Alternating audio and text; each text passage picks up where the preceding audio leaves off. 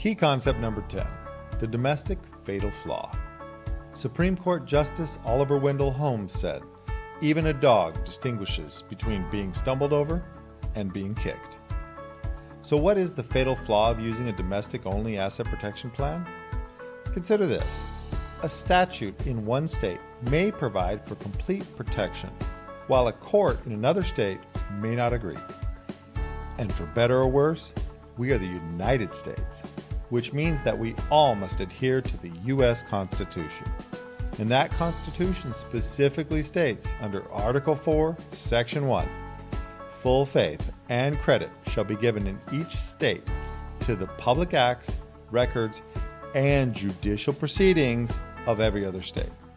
So, no matter how good the laws in Nevada, Delaware, or Alaska are, no jurisdiction can simply ignore a judgment or a court order from another U.S. jurisdiction, or from the federal court system, which sits on top of state law.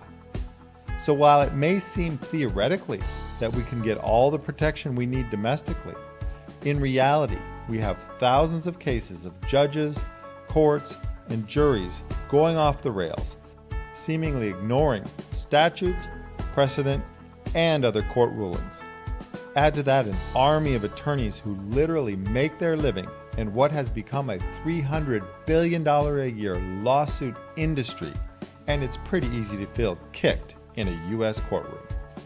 In practice, the result is that we have a serious lack of predictability in virtually all U.S. courts.